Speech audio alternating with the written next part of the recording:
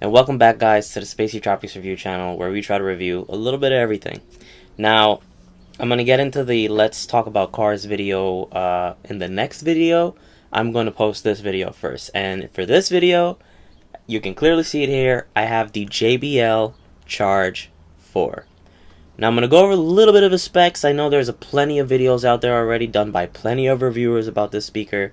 But I'm just going to go over a little bit of the specs, get a little bit of the, doohickeys and doo-dah-days, and actually show you the actual speaker, which I think is the cleanest iteration of it yet.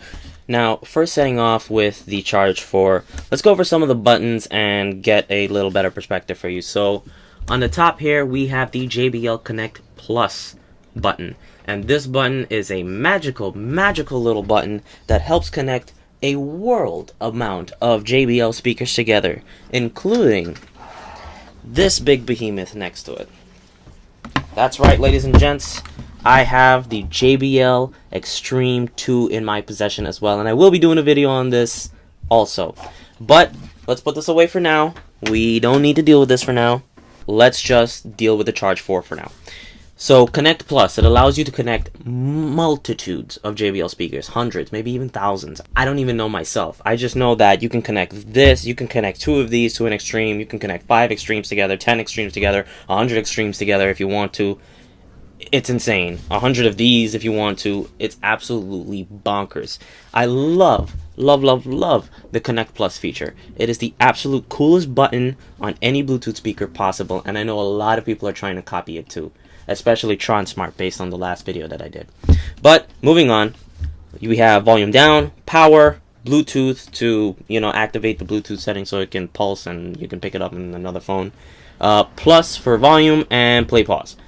Now, going over to the back, you can see it is covered up. This is a waterproof speaker, I believe IPX7 or so. So this will float around in the water and whatnot, or it's water resistant, so you can take it to the beach or the pool side or whatever you want, and it will be perfectly fine. Pulling back that flap, which is very nicely sealed, by the way, you're greeted with your ports. So right here, this is the Type-C port to charge in only. So I kind of wish that it was a charge in, charge out kind of thing, because a lot more devices nowadays are coming with Type-C, and to charge out through Type-C would be pretty cool, but this is only to charge in, and I believe it's also to do firmware updates as well to the speaker if it comes along. Now, next to it is the aux port. So for all you aux heads, pass me the aux cord, hashtag pass me the aux cord, that's for you. And then next to it is the reason why the speaker has its name, the Charge. So this has, I believe, a 66 or 69, somewhere 6900 milliamp hour battery. I'll put it somewhere in the bottom of the video, but this has a 6,000 plus milliamp hour battery, and this will be able to charge your phone or your device or whatever you're playing music off of. So plug in the Type A here, and then the Type C wherever else it needs to be plugged in, or the Lightning if you have an iPhone, etc. Right? Close that flap. You have to push in so that it has a nice tight seal, and then it's flat, and you're good to go. Now, this is where I'm gonna start and talk about my first con of the speaker, and that would be the fact that JBL now does not make Charge speakers, or well, in this case the Charge 4, with dual transducers anymore. It makes it with a single 2x3 transducer right here, so you have not only a monotone type of thing going on, it's not stereo anymore, stereo sound, but it's also to the right of the speaker. So now, if you're far away from the speaker and it's playing loud, you're not going to notice. But the closer you get, the more you notice, okay, the sound is coming more from one side than the other. And that kind of bothers me, as the Charge 3 had dual transducers, one on this side and one on that side. I believe 2x2s. But now they decided, I don't know what in the right mind decided them to put a single transducer there versus dual to give you that stereo sound. Now, one thing that is a plus is that it got an upgrade in power. So instead of 20 watts of power, it produces 30 watts of power now, which is a lot better. 10 extra watts. It's always nicer. The bass on this is a little bit better than the Charge 3. Not so much. I mean, I've heard comparison videos between the Charge 3 and the Charge 4, and to be quite honest with you, they sound okay together. I mean, one sounds a little bit cleaner, one sounds a little bit more bass heavy, one sounds a little bit better on this end, and one sounds a little bit better on that end. To be quite honest with you, I thought the Charge 3 kind of sounded ever so slightly better due to that stereo sound, but then the Charge 4 kind of pushed through and bounced out on a couple of other songs too. We'll get into the actual sound test a little bit later into the video. But other than that, oh, and also you have your LED indicators down here. I forgot. LED indicators for your battery life. Now, some specs on the speaker. Like I said, IPX7, water and dust resistant, or well, water resistant in this case because you're going to be taking it to the beach a lot. And this nice fabric material is going to stop the sand from going in. So IPX7, it is rated for 20 hours of playback. Now, that will vary depending on the volume that you listen to your music to.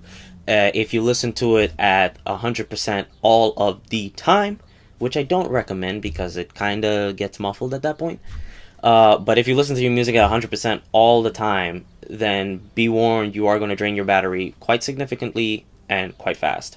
I don't know, maybe you could see around maybe 12 to 15 hours at that point if you continuously use it at 100% all the time. Maybe even 10 hours of battery life. It depends on the song and how much bass and how much this and how much that is involved into the music. But I'd say the sweet spot for this speaker is somewhere in the range of anywhere between 50 to 85% volume. That's the nice sweet spot. That's where you get the nicest tones and the nicest bass and this, that, and the third. And it just sounds overall good for the size that it has and for the monotone aspect of the speaker. Any other specs? I believe it has Bluetooth 4.2 on this, so you can connect to multiple devices at once. So JBL Connect Plus will help you connect to other JBL products, other JBL speakers, at least.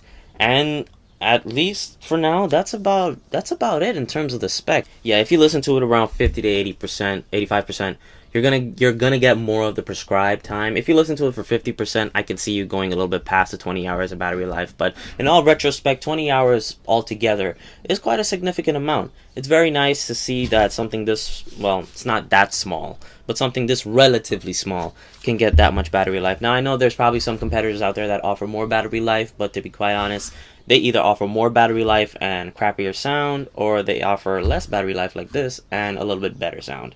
Am I saying that this is the best sounding Bluetooth speaker out there? No, but for the price and for the range it's at, I'd say it's probably pretty up there. I know there's a few other budget speakers out there that sound a lot better than this even, and actually I'm going to try and see if I can get those soon so that I can compare it to this, because I've been hearing quite a bit about Tribit. I believe that's their name, Tribit, Tribit, whatever it is. They have a speaker, and their speaker is rated at 24 watts, so it's more closely rated in terms of power to this. And I actually want to buy that and get it. I believe Amazon right now is selling it from its original price of $60 down to $47 and change. So I might try to pick that up a little bit sooner than later. But anyways, that's for the specs. That's for the this and the that. Let's try to get into some sound quality tests, some sound reviews, see what I think of the sound, see what you think of the sound, and we'll go from there. All right. So the songs that I'm going to be playing here, I'm going to be recording into my Zoom H1. I got the microphone specifically to do speaker reviews now, external recorder, because I feel that me recording onto the external mic that's on the camera doesn't really portray anything much in terms of, of good audio to you guys.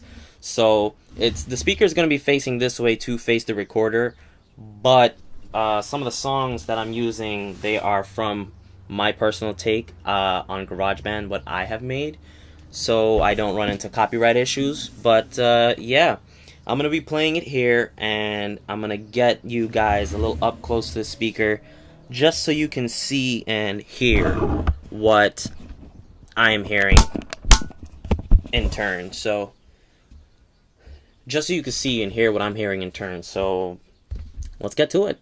So the distance I'm going to be recording this at is about 2 feet or so from the speaker. I have the microphone itself 2 feet from the speaker. The camera's a little bit closer.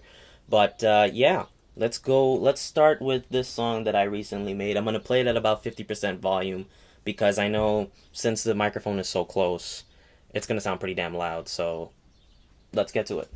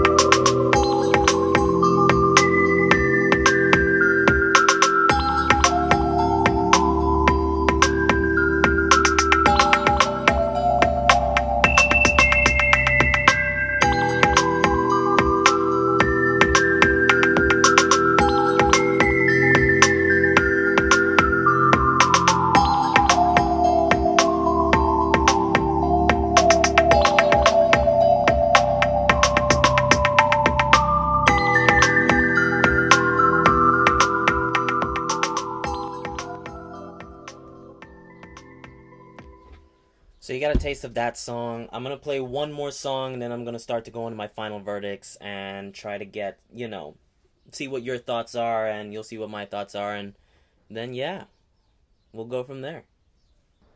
Alright, so I got the second song loaded up, ready to go. I'm going to start again at 50%, and then I'm going to raise it up. What I raised it to before was about 80% or so, 80%, 80, 85, I want to say. But, yeah, we'll get the second song loaded, start playing it. Again, the microphone itself is 2 feet that way, and the camera is obviously closer to the speaker, so don't mind it, but, you're going to get, at least, I hope, the best audio representation you can possibly get. Let's get this done. Let's get this going.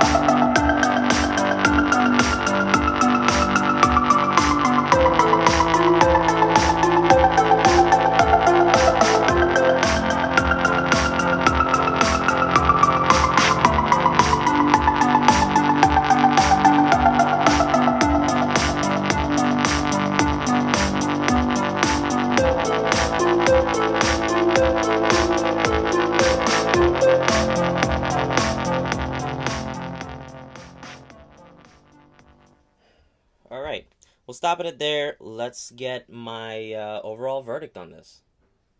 Okay, so you heard the songs that I, made on GarageBand, and you probably might not like them because they're not like anything you've ever heard, but in order for me to avoid copyright infringement, it's what I gotta do.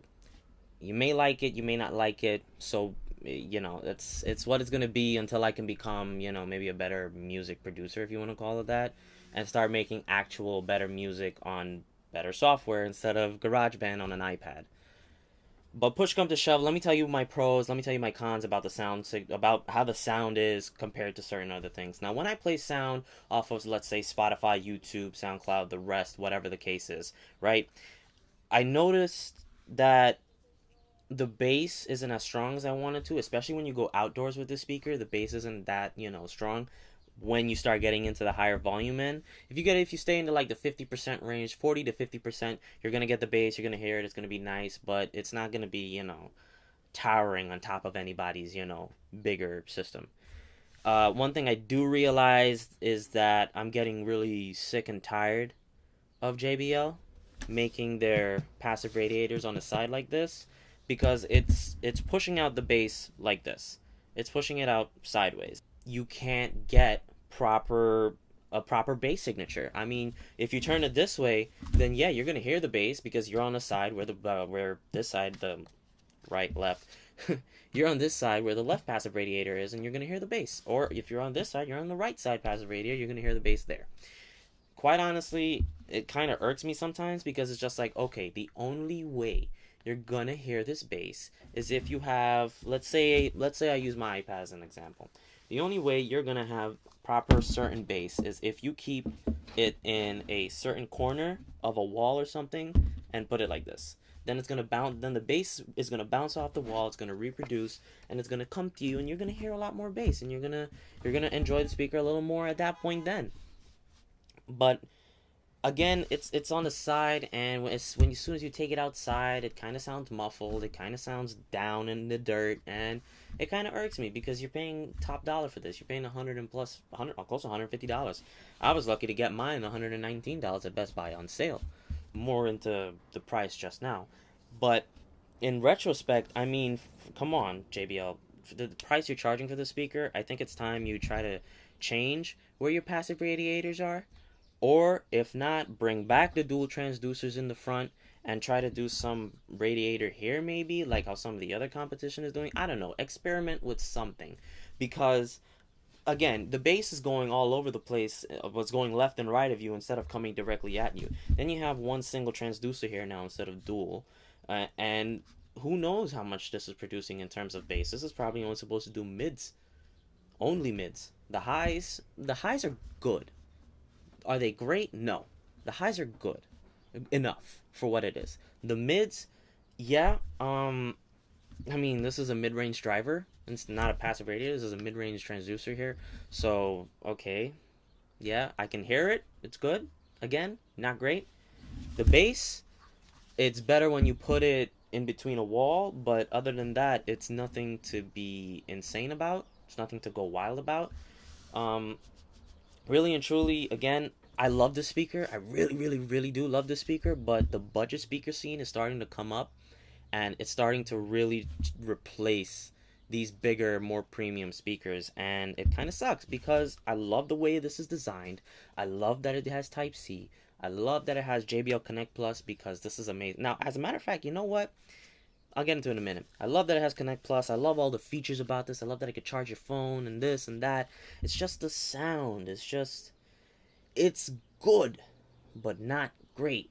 What I'm expecting. I think, to be quite honest with you, the Charge 3 gave a little bit more of a better soundstage than the Charge 4, only because it has both of the speakers in the front.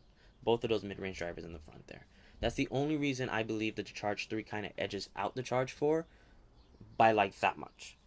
But now, with Connect Plus, let's say, for example, you got the mega sale of the century, and you were able to pick up 2 of these for the price of 1. Okay? It's practically getting 1 for free. Who knows? And you hit Connect Plus on this and Connect Plus on the other Charge 4. And pair them together, and you have the JBL app. Then if you have 2 of the same speakers, then you can have a left and right separation. Hence, even though it's on the right, even though there's 1 transducer now you can have that stereo sound, because you have a left channel and a right channel, using the app, of course. If you don't use the app, then it's just going to be in like a party mode, where it's just going to play together at the same time, but it's not going to be in stereo. The same thing happens with the Extreme 2. You have 2 Extreme 2s, then you can play them in stereo. 1 left channel, 1 right channel. 2 Charge 4s, 1 left, 1 right. That's what's going to happen. If you pair a Charge 4 and a Flip 4, let's say, for example, then that's party mode. You pair this with the Charge, you pair this with the Extreme 2, party mode.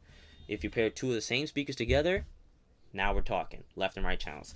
That, I believe, then is when it sounds great. It sounds great when you have multiple JBL speakers connected together. I love that sound signature. The bass comes back, the highs come back, the mids come back, and it's just booming and sounding nice, and you are ready to partay. Not party, partay. That's when this speaker really, really shines, especially when you hit this little button right here and you connect plus to another JBL speaker. That's when it really, really sounds good. Other than that, when it's by itself, it sounds good, but not great. When it's connected with Connect Plus, sounds great, not excellent. I don't know, however you want to put it. It just sounds great when you have Connect Plus on. It sounds good when it's by itself. Overall, my final verdict on this, I really, really want to give it a 5 out of 5, but that's not going to happen just based on the single transducer and some of the bass signatures and stuff like that. So I'm gonna more along the lines give this about a very light, I want to say a very light 4 out of 5 for this speaker.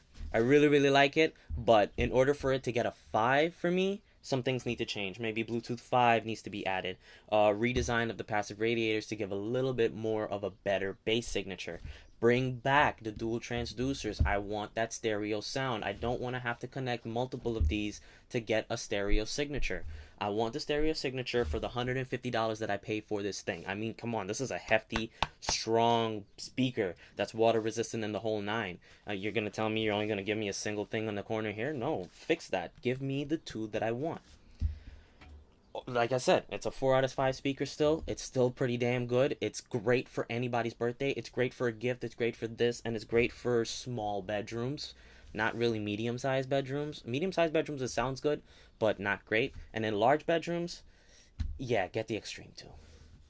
Other than that, that's about it for today. I want to thank you guys for watching. Please let me know what you guys think of the Charge 4 down in the comment section below. Some of you may not agree with me in terms of my grading. Some of you may not agree with me in terms of how I think it sounds. But to be quite honest, it's my opinion. You guys have your own opinion, and the whole world has their own opinion on how these things sound. And to be quite honest with you, again, paying $150 when the budget market is starting to come up even more now, it's kind of scary for JBL at this point, because they got to start worrying about, okay, this budget speaker sounds better, so on and so forth. We got to make our speaker sound better. And again, that $150 price range, that's a big, big price for some people, and they don't want to pay that versus paying $60 for a budget speaker that might sound exactly the same or better. Who knows? Anyways, thank you guys for watching. Please like, comment, and subscribe. Share the video. You never know when somebody's going to need to get some information based on this speaker. And yeah, Spacey Tropics shirt, it's on the website. Go check out the website. The link will be in the description below. The Instagram, that will be in the description below. Just type it up on your phone and just follow. You know, I'm trying to make things go up and get better. Hopefully the car video will be the next video after this. And yeah, I will catch you guys in the next one.